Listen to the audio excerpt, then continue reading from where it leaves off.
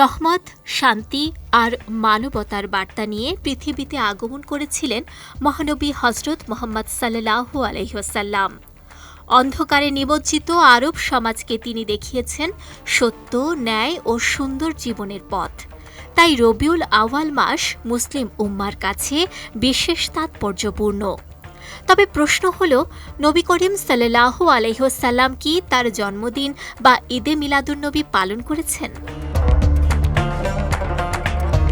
ঈদে মিলাদুন্নবী বলতে সাধারণভাবে মহানবী সাল্লাল্লাহু আলাইহি ওয়াসাল্লামের পৃথিবীতে আগমন উপলক্ষে আনন্দ প্রকাশ ও স্মরণ করাকে বোঝানো হয়।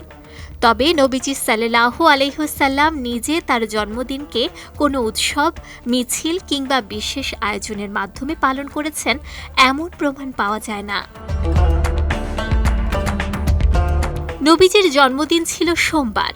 হজরত আবু কাতাদাহ আনসারী রাদিয়াল্লাহু তাআলা আনহু থেকে বর্ণিত, রাসূলুল্লাহ সাল্লাল্লাহু আলাইহি ওয়াসাল্লামকে সোমবার রোজা রাখা সম্পর্কে জিজ্ঞেস করা হলে তিনি বলেন, ওই দিন আমি জন্মগ্রহণ করেছি, ওই দিনই আমি নবুয়ত লাভ করেছি বা আমার উপর ওহী অবতীর্ণ হয়।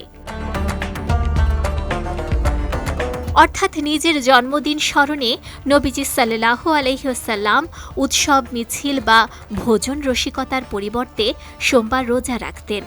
এ কারণেই অনেক আলেম সোমবার নফল রোজাকে নবীজির জন্মের সঙ্গে সম্পর্কিত একটি সুন্নাহ আমল হিসেবে উল্লেখ করেন। অন্যদিকে জন্মদিন বা নির্দিষ্ট দিবস উদযাপনের বিষয়ে ইসলামী আলেমদের মধ্যে মতভেদ রয়েছে। একদল আলেম মনে করেন সাহাবায়ে কেরাম, তাবিঈন কিংবা নবীজি সাল্লাল্লাহু আলাইহি ওয়াসাল্লামের সময়ে এ ধরনের আয়োজন প্রচলিত ছিল না, তাই এটিকে ইসলামের নির্ধারিত উৎসব হিসেবে পালন করার সুযোগ নেই। এ মতের সমর্থনে তারা এমন কিছু হাদিসও উল্লেখ করেন যেখানে পূর্ববর্তী জাতির অনুকরণ থেকে সতর্ক করা হয়েছে এবং বিজাতীয় রীতির অনুসরণ না করার নির্দেশ এসেছে।